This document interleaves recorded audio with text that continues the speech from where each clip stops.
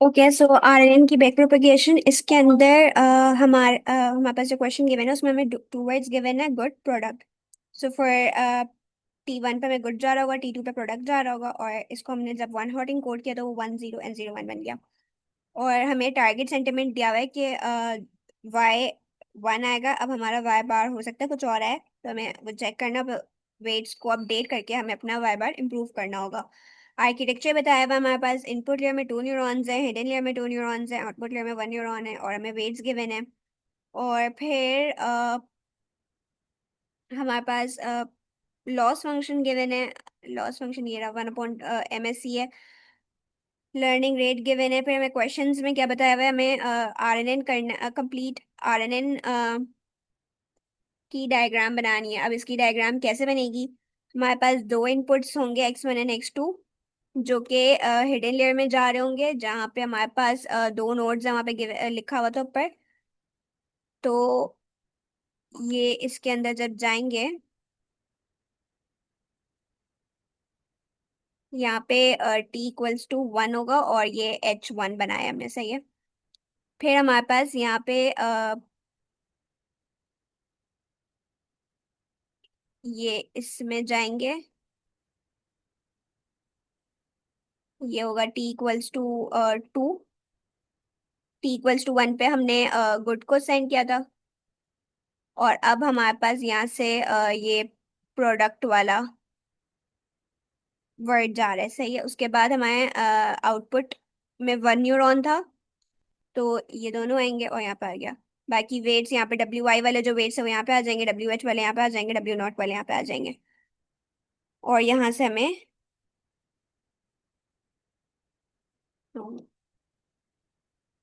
यहाँ से हमें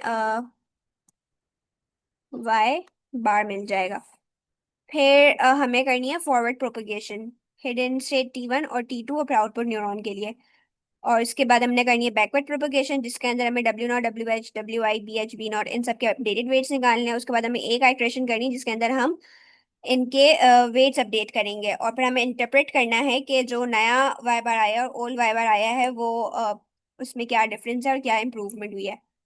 तो सबसे पहले हम इसमें फॉरवर्ड प्रोपगेशन करते हैं। फॉरवर्ड प्रोपगेशन के अंदर क्या होगा, सबसे पहले हम Z1 कैलकुलेट कर रहे हैं। Z1 क्या है? WI XI plus WHO0 plus BH। यहाँ पे जो ये कैलकुलेशन हो रही है कि जो हमारे पास इनपुट आया है X1, इसको हम WI ये वाले वेट्स के साथ मल्टीप्लाई कराएंगे। WH हमारे पास यहाँ के वेट्स हैं, और O0 जो हम अज्यूम करते हैं कि वो 0 0 होता है, यहाँ पे गिवन भी था 0 0। तो WH को जब हमने O0 से मल्टीप्लाई कराया तो वो 0 0 हो गया, और WI हमारे पास इनपुट गिवन था 1 0 में, फर्स्ट वर्ड जब हमने इनपुट लिया था, और इसको जब हमने इसको मल्टीप्लाई कराया तो 0.4 एंड 0.1 आ रहा है। इसको हम बायस के साथ ऐड कर देंगे तो ये 0.45 एंड 0.2 आ जाएगा। अब यहाँ पे हमने 10H का एक्टिवेशन फंक्शन लगाना है।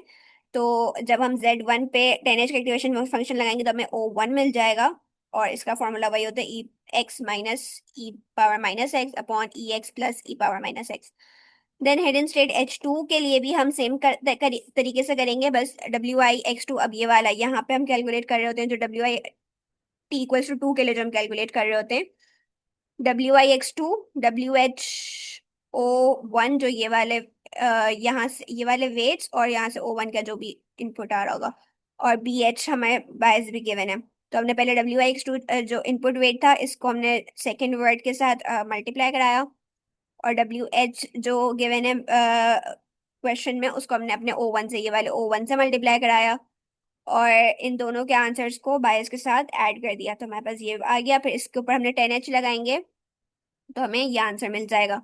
अब आउटपुट की बारी आई तो यहाँ पे ये W0 गिवन होंगे, जो क्वेश्चन में गिवन थे। O2 हमने यहाँ से कैलकुलेट किया, इन दोनों को हमने मल्टीप्लाई कराया और बायस के साथ ऐड कराया, तो 0.8755। अब यहाँ पे सिग्मोइड का एक्टिवेशन फंक्शन लगा हुआ है, तो Y bar equal to sigmoid of O, और इससे हमें ये अपना Y बार मिल गया। देन नेक्स्ट स्टेप है हमारे पास लॉस कैलकुलेट करने का। लॉस हम कैसे कैलकुलेट करेंगे? लॉस का हमें फॉर्मूला गिवन था, हमने उसमें एक्चुअल वाई की वैल्यू 1 थी और हमारी आ रही है 0.7059। इसमें से हमने इसको माइनस कर दिया, मेरे पास लॉस आया 0.0432। अब हमने बैक प्रोपगेशन के थ्रू हमारा गोल होगा कि हमें इस लॉस को मिनिमाइज करना है। अब बैक प्रोपगेशन, अच्छा अभी हमने कैसे किया, हमने पहले इनपुट वाले में से निकाले, उसके बाद हमने हिडन लेयर कैलकुलेट की, उसके बाद हम आउटपुट लेयर किया। अभी जब हम बैक प्रोपगेशन कर रहे हैं तो हम उल्टा चलेंगे, पहले आउटपुट पे आएंगे, फिर हिडन पे आएंगे, देन इनपुट पे आएंगे। अ, सबसे पहले हम अपने output weights and bias calculate कर रहे हैं, इसको डिलीट कर देते हैं और इसकी जगह पे हमारे पास लॉस है। लॉस हमारा, हमने लॉस को मिनिमाइज करना है, लेकिन लॉस डिपेंडेंट किस पे, हमारा वाई बार के ऊपर। वाई बार किस पे डिपेंडेंट होता है, वाई बार है सिग्मोइड ऑफ ओ, ओ के ऊपर डिपेंडेंट है। ओ हमारा किसके ऊपर डिपेंडेंट है, डब्ल्यू नॉट के ऊपर, ओ टू के ऊपर, बी नॉट के ऊपर, डब्ल्यू नॉट के ऊपर, ओ टू के ऊपर, और बी नॉट के ऊपर। अब आउटपुट के वेट्स मतलब कि हम इस डब्ल्यू नॉट को अभी अपडेट करने वाले हैं।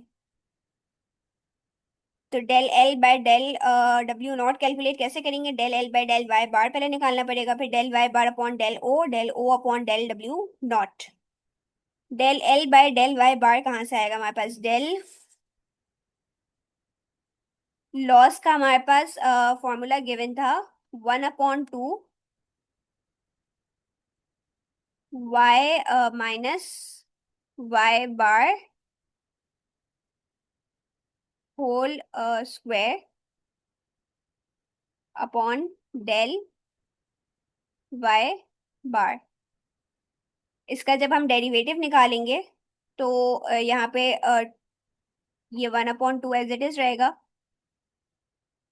इसके साथ यहाँ पे 2 आ जाएगा, y माइनस वाई बार है, ये भी एज इट इज आ जाएगा, और y माइनस वाई बार का डेरिवेटिव निकालेंगे तो -1 आएगा। तो ये माइनस अगर हम इसके साथ लगा दें और ये दोनों कैंसिल हो जाएंगे, minus minus plus y bar और माइनस प्लस माइनस वाई। तो जो del L by del Y bar का हमारे पास डेरिवेटिव आ गया, वाई बार माइनस वाई।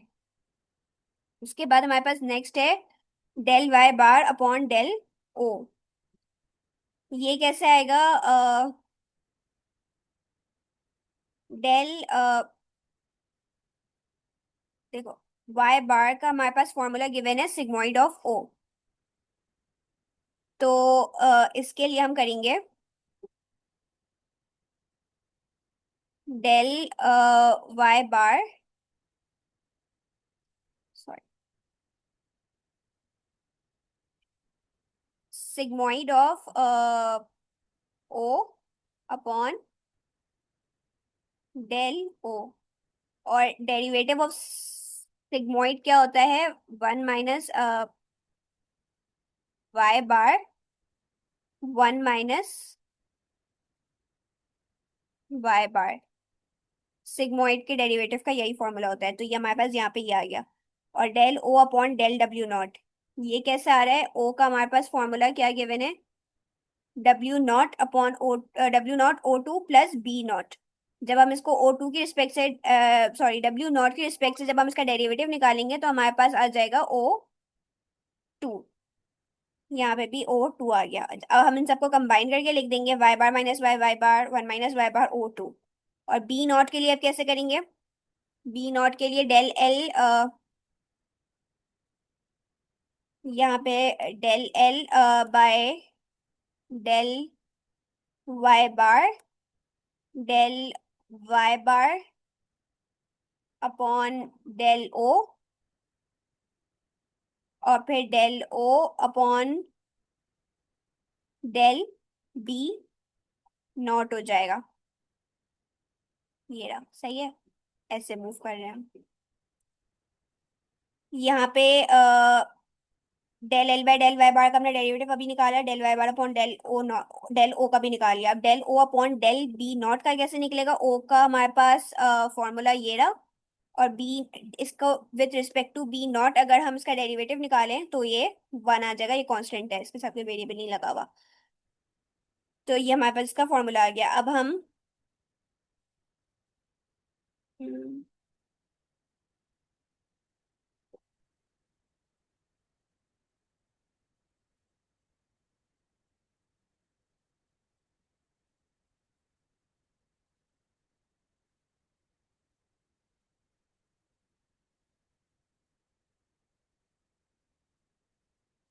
इसके अंदर वैल्यूज पुट करेंगे। वाई बार की वैल्यू हमने 0.7059 अभी कैलकुलेट की थी, इसको 1 से माइनस कर दिया, और ये 0.7059 पुट किया, 1 माइनस 0.7059, ओ टू की वैल्यू जो भी हमने फॉरवर्ड प्रोपगेशन में कैलकुलेट की थी ना, वही वाली सेम वैल्यू लिखेंगे। इन सबको जब सॉल्व करेंगे तो हमारे पास ये आ जाएगा। इसी तरीके से del L by del B naught का भी हमारे पास, अभी हमने ये ग्रेडियंट कैलकुलेट किया है कौन सी लेयर का, आउटपुट लेयर का। अब हम हिडन लेयर का कैलकुलेट करेंगे। हिडन लेयर पे क्या होगा, ये ओ टू है हमारे पास। ओ टू हमारा डिपेंड करता है किसके ऊपर, जेड टू के ऊपर।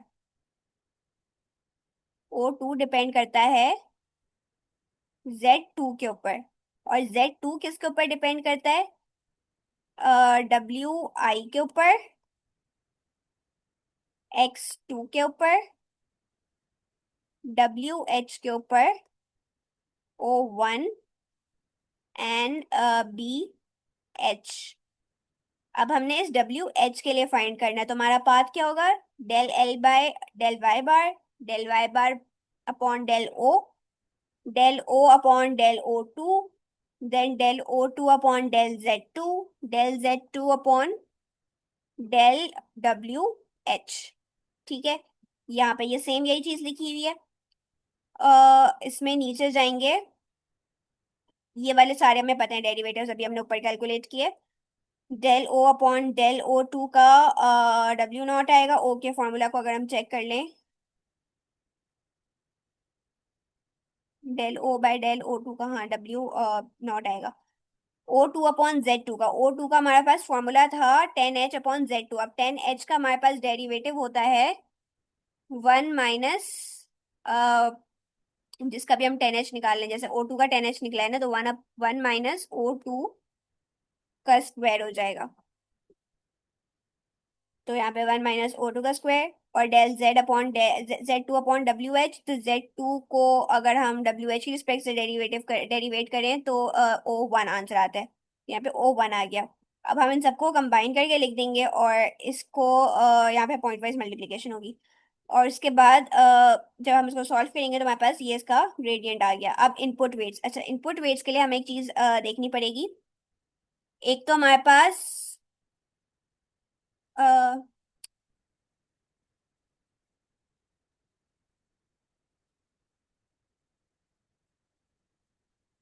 Z2 से हमें एक डब्ल्यू आई ये रहा, और एक ओ वन हमारे ऊपर, हमारे पास किस पे डिपेंडेंट होगा, जैसे ओ टू जेड टू पे था, ऐसे ओ वन जेड वन के ऊपर डिपेंडेंट होता है। और जेड वन पे किसके ऊपर डिपेंडेंट होगा, डब्ल्यू आई के ऊपर, एक्स वन के ऊपर, डब्ल्यू डब्ल्यू एच के ऊपर नहीं होता, एक सेकेंड, या डब्ल्यू एच के ऊपर भी होता है लेकिन वो जीरो हो जाते हैं बिकॉज ऑफ ओ नॉट, और बी एच के ऊपर।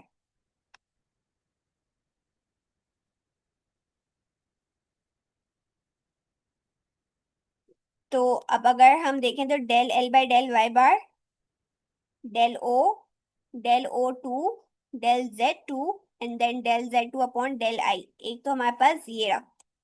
अब एक और भी पाथ इसका पॉसिबल है, कौन सा, del L by del Y bar O, O two, Z two, Z two से हम डायरेक्ट चले जाएंगे ओ वन के ऊपर, ओ वन से जेड वन के ऊपर, और जेड वन से डब्ल्यू आई के ऊपर। तो इनपुट वेट के लिए हमारे पास दो पार्ट्स होते हैं, हमें दोनों पार्ट्स के लिए W del L by del W I निकालना पड़ेगा। एक हमारे पास टाइम स्टेप टू के लिए हो जाएगा। इसके अंदर हम जब इसकी सारी वैल्यूज पुट करेंगे तो हमारे पास ये इक्वेशन बन के आएगी। अब जब टाइम स्टेप वन के लिए करेंगे तो del Y bar upon del O upon del O two upon Z two upon O one upon Z one, and Z one upon W I. और फिर ऐसे ही इसकी भी सारी वैल्यूज पुट कर लेंगे हम। फिर इन दोनों को ऐड कर देंगे, जो हमारा टाइम स्टेप वन के लिए आया और ये टाइम स्टेप टू के लिए, इसमें देखें जेड टू तक है और इसमें जेड वन तक है। और जब इसकी वैल्यूज हमने इसमें सब्स्टिट्यूट कर दी, उसके बाद भी उसको ऐड कर दिया, और फिर इसमें सारी वैल्यूज पुट करके इसको सॉल्व कर लिया, तो ये हमारे पास इसका आंसर आ जाएगा। फिर चेन बी एच के लिए भी सेम होगा। बी एच हमारे पास यहाँ से भी आ सकता है और यहाँ पे भी है। तो इसके दोनों पार्ट्स के लिए जैसे भी हमने डब्ल्यू आई के लिए बनाया, ऐसे ही हम बी एच के लिए भी दोनों बनाएंगे। और इसका फॉर्मूला हमारे पास ये बनेगा, और फिर इसके ग्रेडियंट्स यहाँ पे कैलकुलेट हुए हुए। अब हमने वेट्स को अपडेट करना है। अभी तक हमने खाली ग्रेडियंट्स कैलकुलेट किए थे। अब वेट्स कैसे अपडेट होते हैं? W new equals to W old minus eta और फिर मल्टीप्लाई बाय ग्रेडियंट। अगर हम डब्ल्यू नॉट की बात करें तो ओल्ड वैल्यू हमारे पास जो क्वेश्चन में गिवन थी वो होगी -ईटा 0.01 है, और डब्ल्यू डेल हमने ऊपर अभी कैलकुलेट किया था, del L upon del W naught. तो उसकी वैल्यू यहाँ पे आ जाएगी। और इस इक्वेशन को जब हम सॉल्व करेंगे, हमारे पास जो आंसर आएगा वो हमारा न्यू डब्ल्यू नॉट होगा। ऐसे ही बी नॉट के लिए, डब्ल्यू आई के लिए, डब्ल्यू एच के लिए, बी एच के लिए करेंगे। जब ये हो जाएगा तो जो हमने फॉरवर्ड पार्ट्स कैलकुलेट किया था ना, वो हम वापस से करेंगे, लेकिन जो क्वेश्चन में वेट्स थे उससे नहीं, जो हमारे अपडेटेड वेट्स हैं उससे। उसके बाद हमारे पास आंसर आएगा 0.707, और पहले हमारा आंसर था 0.7059। तो ये 1 के और क्लोज हुआ है, दैट मीन्स ये इम्प्रूव हुआ है। अब अगर हम इसमें और भी इपॉक्स चलाते हैं और भी ज्यादा वेट्स ज्यादा बार अपडेट करते हैं, तो हम और क्लोज हो जाते हैं 1 के, दैट मीन्स हमारी परफॉर्मेंस इंप्रूव हो रही है। तो बस इसमें यही करना होगा। इसके अंदर कोई पूरा क्वेश्चन जरूरी नहीं है, हो सकता है कोई एक ग्रेडियंट कैलकुलेट करने का आ जाए, कोई एक वेट अपडेट करने के लिए आ जाए। तो हमें ये ग्रेडियंट्स के फॉर्मूलाज आने चाहिए कि कैसे बनाते हैं। That's it.